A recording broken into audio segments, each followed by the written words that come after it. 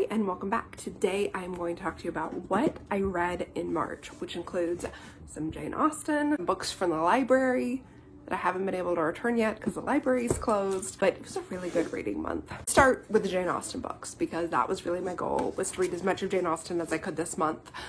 I got through 3 novels. So I read Sense and Sensibility first. It was the first of her published novels. I did a reading vlog about this. I'll link it up, where I talked about how much I loved it, how amazing it was.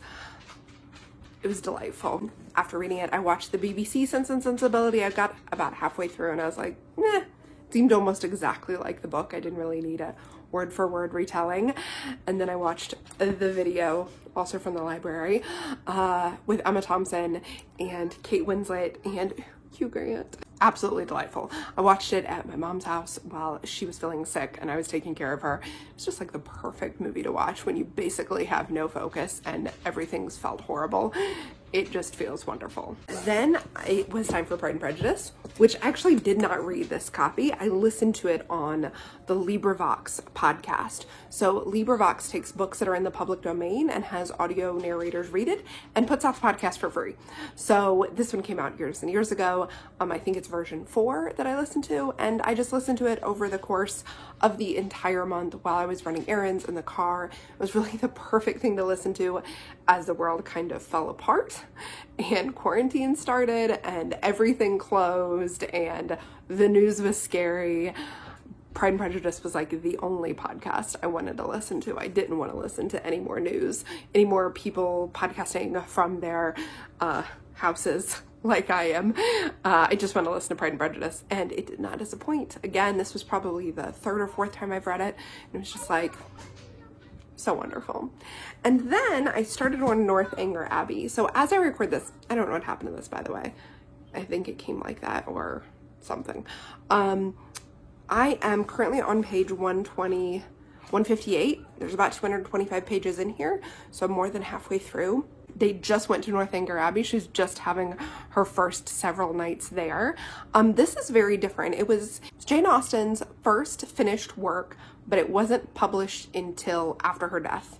It never got accepted by a publisher. And I can see why. It definitely is very witty, very smart, but it's also pretty snarky towards all of its characters. Like, the narrator is judging all of them basically and like making fun of all of them. So even though you can definitely hear the narrator poking at the sisters in Sense and Sensibility and their mother, and you definitely hear the narrator's judgment for like everybody's attitude, all of the Bennet sisters, you definitely still feel for Lizzie Bennet. So far, I don't really feel a lot for Catherine Morland. I mean, she's sweet, but she's hapless and she's innocent, and clearly there are people around her manipulating her, and I'm not through the end of the book yet, but I am enjoying it so far. It also doesn't feel as easy to read, like as lighthearted or as fun and sparkly to read as the other 2 novels have, and that might be because it was one of her first works. I'm not really sure. So next up is Mansfield Park, but that's where I got with my Austen reading. It's 3 novels. Not bad. Because I also read The Beautiful Mystery by Louise Penny, which is the 8th book in the Inspector Gamache series, which you know I have been loving since last year. I read about 1 a month, and this one was just perfect for becoming quarantined with, because in this book, Inspector Gamache and his right-hand man go into a monastery in the middle of the woods that nobody even knows really is there to investigate a murder of one of the brothers. And they are all alone basically with these 23 remaining monks, and there is no getting out and there is no getting cell service, and they're like, until the case is solved.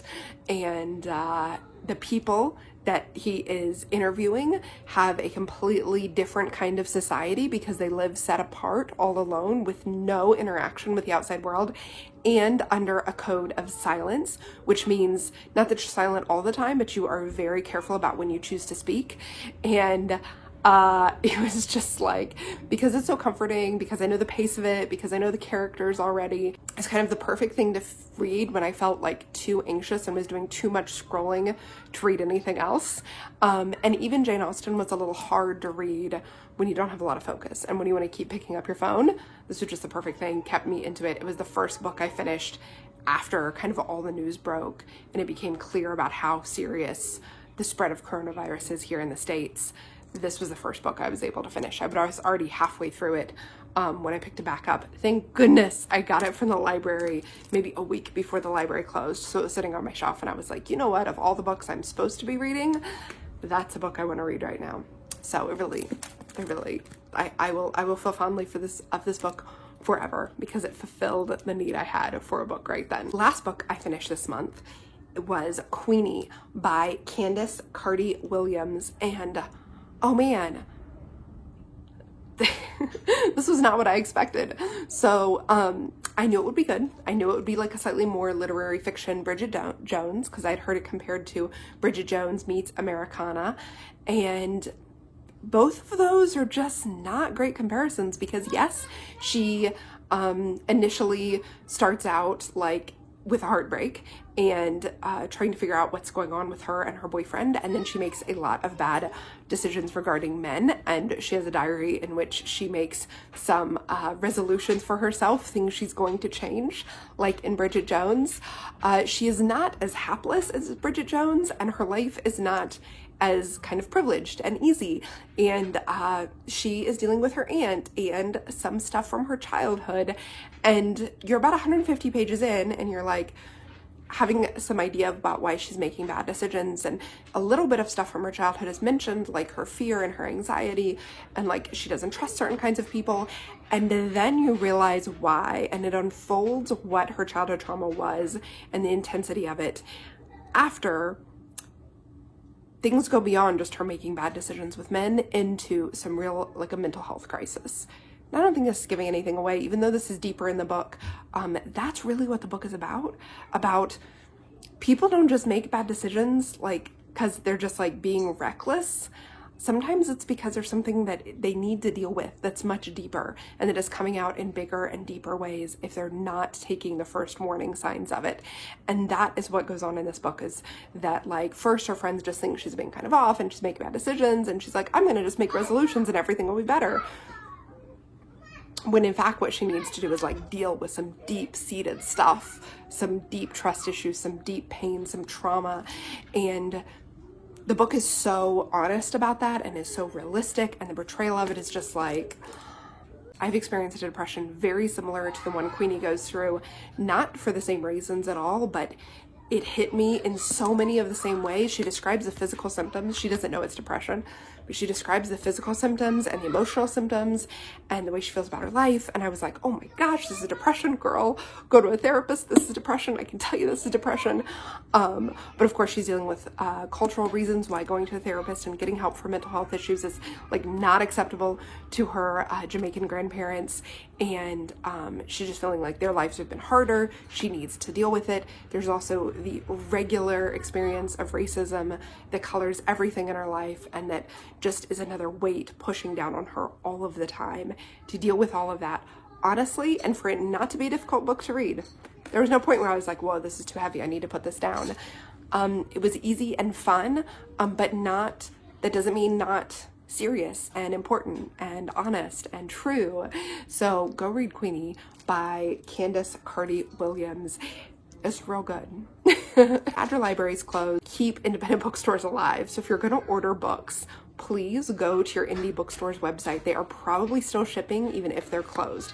So my favorite one is malaprops.com. That's where I'll be buying any books from. And if you don't have an indie bookstore, do you know about the site bookshop.org? You can go and buy from them just like you would from Amazon, except for they split the profit with all the indie bookstores that they've got deals with. You can basically support a bunch of independent bookstores by buying your book on bookshop.org. And I think they actually work with indie bookstores. It's shipped to you right from an indie bookstore. But it's really great. It just started up this year, so it's something that's brand new.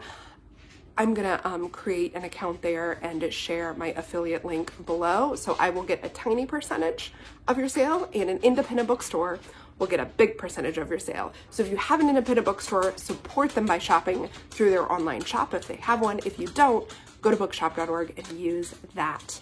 And then tell me below, what did you read this month and what was your favorite book? Thanks so much for watching.